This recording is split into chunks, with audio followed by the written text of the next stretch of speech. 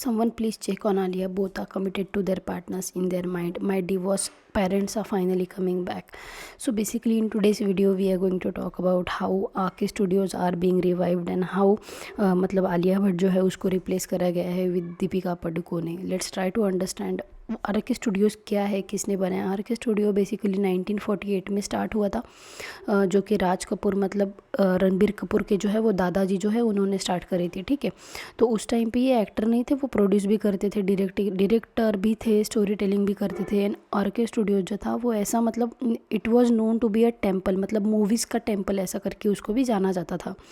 तो बेसिकली मेरा नाम जोकर हो गया, बॉबी हो गया, सत्यम शिवम सुंदरम हो गया या फिर प्रेम रोग हो गया, तो ये सारी जो मूवीज़ है ना, ये काइंड ऑफ RK स्टूडियोज़ की पहचान है. RK स्टूडियोज़ की फिल्म मतलब इमोशनल होती थी, म्यूजिकल होती थी और एक स्ट्रॉन्ग सोशल मैसेज के साथ आती थी. राज कपूर के लिए RK स्टूडियोज़ बिजनेस से ज़्यादा एक लेगेसी प्रोजेक्ट था और इसी वजह से आज RK स्टूडियोज़ का नाम जो है वो एक स्टूडियो नहीं, बॉलीवुड हिस्ट्री का एक हिस्सा बन जाता. इतना मैंने मेरे पेरेंट्स से सुना है ना, तो 70s के डिकेड में जो था वो RK स्टूडियो सिर्फ एक प्रोडक्शन हाउस नहीं था, ये राज कपूर का vision driven cinema centre kind of था, जहाँ पे सारे मतलब राज कपूर की जो फैमिली है, फ्रेंड्स है, उनकी बहुत majority of the times party या फिर रीयूनियन सा भी देखने को मिलता था. इस पीरियड में RK बैनर के अंडर जो जो फिल्म आई वो मैंने आपको बता दी, that was known to be major films, मतलब उस टाइम के 70s के डिकेड में. अब RK Studios is nothing but the emotion for the Kapoor family and that is the reason कि जब RK स्टूडियोज़ जो है जिसको RK फिल्म्स भी कहते हैं, उसका दी एंड होने से जो है वो रणबीर कपूर जो है उनके जो पोते जो है वो बचाने का शायद सोच रहे हैं कि he is trying to revive the studio, ताकि वो जो लेगेसी है कपूर फैमिली की वो आगे कहीं ना कहीं कंटिन्यू हो.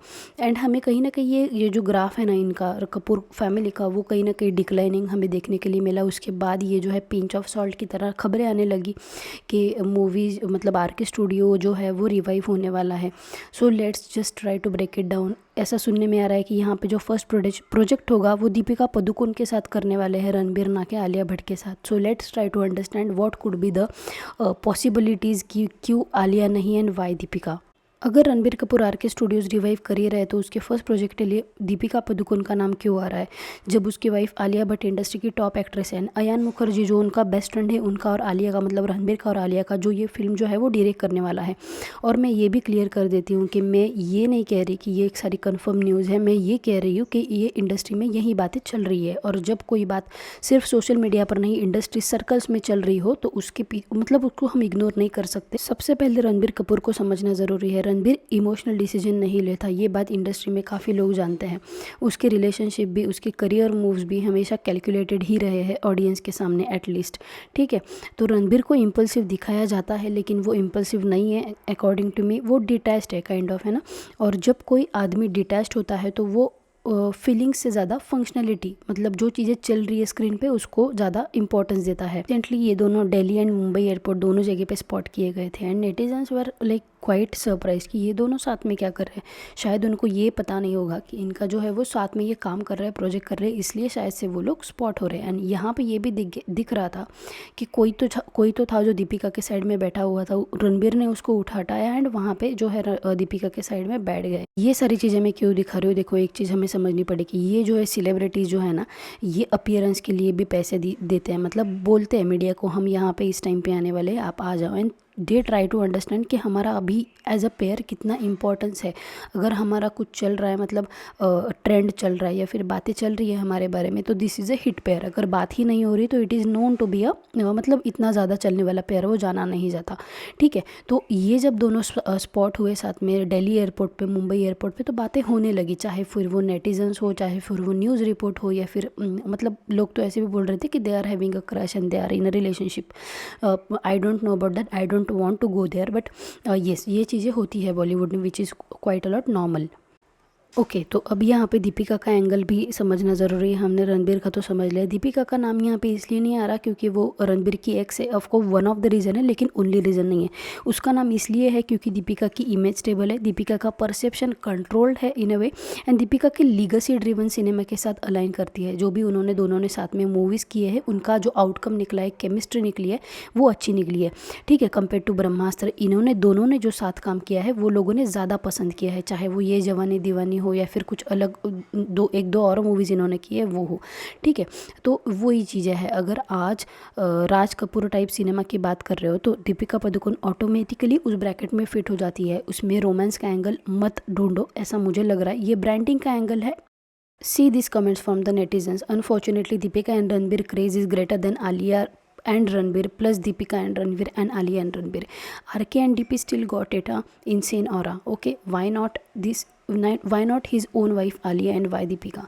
तो ये सारी चीज़ें जब सर्कुलेट होना चालू होती है ना, डायरेक्टली इनडायरेक्टली जैसे भी हो, तो आपके फेवर में ही जाती है वो। जब वो कोई भी आपका प्रोजेक्ट अगर रिलीज़ हो रहा है, तो ये अगर your project is being talked about, वो प्रोजेक्ट स्टार्ट होने से पहले ही, तो आप सोचो कितना फ़ायदा होगा उनको। यहाँ तक कि मुझे लग रहा है ना, रणबीर के लिए RK स्टूडियो क्या है, एक स्टूडियो नहीं लग रहा उनके लिए। ये बात उन्होंने बहुत बार बोली है। ये लीगेसी, ये kind of he is trying to carry the legacy of image, perception, long term impact. ये प्रोजेक्ट कमर्शियल एनवायरनमेंट में नहीं हो सकता। ये प्रोजेक्ट रणबीर के लिए करियर का सबसे सीरियस मूव होगा, जहाँ तक कि मुझे लग रहा है, ठीक है। इसलिए रणबीर को चाहिए zero controversy, mature perception and legacy friendly face, ठीक है, जो कि आलिया का नहीं है जितना दीपिका का है। यहाँ इमोशंस का स्कोप मुझे थोड़ा कम लग रहा है। ये बात लोग एक्सेप्ट नहीं करते, लेकिन दीपिका और रणबीर का प्रोफेशनल कंफर्ट लेवल जो है ना, वो अलग ही है भाई, ठीक है। एंड वो जो कंफर्ट है ना, वो स्क्रीन पे ऐसे दिख के आता है। उन्हें कुछ, मुझे नहीं लगता कि कुछ एक्स्ट्रा वो एफर्ट्स वहाँ पे डालते होंगे, ठीक है। हमने बहुत सारी मूवीज़ देखी उनकी, लेकिन जो केमिस्ट्री है ना, दैट इज़ लाजवाब केमिस्ट्री है। चाहे फिर वो there is absolutely no shade, no drama, no insecurity, no over visibility, and that is what netizens are also feeling, and that is why maybe Deepika is here over Alia Bhatt.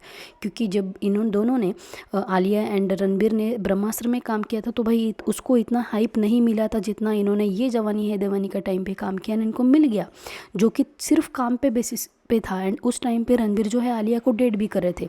That means pure professionalism, ठीक है। And ये हमने award function में देखा भी है कि ये दोनों है, मतलब आलिया भी प्रोफेशनल है, जब प्रोफेशन पे चीज़ें आती है, रणबीर भी प्रोफेशनल है, ठीक है। तो लोगों को ये भी लग रहा है कि वाई नॉट जानवी और एनी अदर पर्सन, बिकॉज यार ट्राई टू अंडरस्टैंड, इन्होंने भी मतलब करी है साथ में मूवी, ऐसे नहीं कि करी ही नहीं है, बट वो जो होता है ना, वो एक केमिस्ट्री जो हमने ये दीवानी है, ये जवानी सॉरी है दीवानी के टाइम पे देखी थी, that was the outbreak of the chemistry. इसलिए दीपिका का नाम बार बार आ रहा है। और एक लेगेसी सिनेमा के लिए ये सबसे सेफ कॉम्बिनेशन होता है कि आप ऐसे दो लोगों के साथ जाओ जहाँ पे मेजॉरिटी जो है हाइप आपको बिना क्रिएट करे ही मिल जाए। तो यही इन्होंने करने का ट्राई किया था। ये लव ट्रायंगल तो बिल्कुल भी नहीं लग रहा। आलिया भट्ट इस ट्रायंगल का पार्ट ही नहीं है, क्योंकि वो एक अलग इकोसिस्टम ऑपरेट कर रही है, ठीक है। तो ये दीपिका कंफर्म हो चुकी है, this is not a rumour any more. मतलब रणबीर ने ही कंफर्म करा है। आलिया को इंटेंशनली इग्नोर किया जा रहा है, ऐसा भी लग रहा है बहुत लोगों को। आई don't know what is your thought on it, do let me no. आप अग्री करो या डिसअग्री, लेकिन इस एंगल को इग्नोर नहीं कर सकते। That I completely agree with. Perception का गेम में दीपिका पादुकोण का स्कोर नेचुरली थोड़ा सा ज़्यादा है, ठीक है, अकॉर्डिंग टू मी। एंड अगर रणबीर अपने लाइफ का सबसे इंपॉर्टेंट प्रोजेक्ट लॉन्च कर रहा है, तो वो इमोशन से ज़्यादा परसेप्शन चूज़ करेगा, ठीक है। Do let me know how you like this video. Like करके जाना प्लीज़, कमेंट करके जाना, सब्सक्राइब कर लेना। Bye bye.